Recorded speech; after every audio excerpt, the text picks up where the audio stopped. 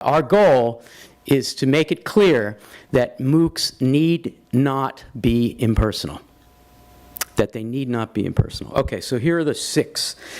1, beware the course fetish. MOOCs continue to have the potential to change the very idea of the course, of a course. But the problem is a very fetish that I think MOOCs liberated us from initially is starting to come back.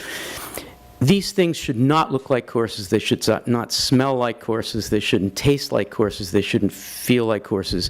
And they really don't have to be courses, so let's get over courses. 2, pedagogies, plural. Nobody would say, oh, well, this seminar over here is the same pedagogy as this 400-person lecture class.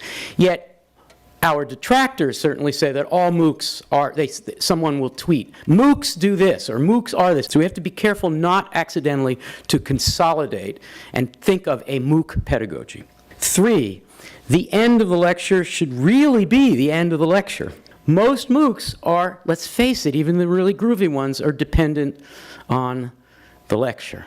The lecture is, I know you don't, I have you want, I stand, you sit, I talk, you listen. That divide just reinforces the gap between us that MOOCs are supposed to close. But if we're really interested in closing that gap, we can't be using a tyrannical form by telling them what they don't know and then quizzing them on it.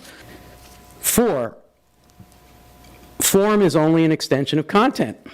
The form of the course itself needs to be open to being shaped by their response. And once it's clearly not, then people get depressed and upset and angry at the non-responsiveness. This is not less urgent because we're dealing with a large worldwide audience. Indeed, it is more urgent because of that.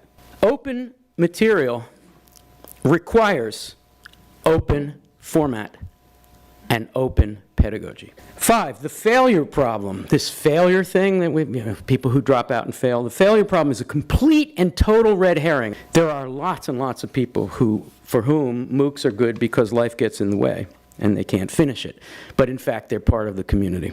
My goal in my course is to create the opportunity for an interpretive community. And failure and grading and quizzes are not going to measure that in the least. And then 6, it's a little prosaic. Let's not lose sight of what's actually innovative about MOOCs. What's innovative about MOOCs are the ways in which learning communities, actual learning communities, actual communities of learners of unprecedented size and diversity, synchronously, improvisationally, and collaboratively interact with each other and the materials to make something new that the MOOC should be responsible ethically and otherwise to capture, collect, and include in the next instance of the course.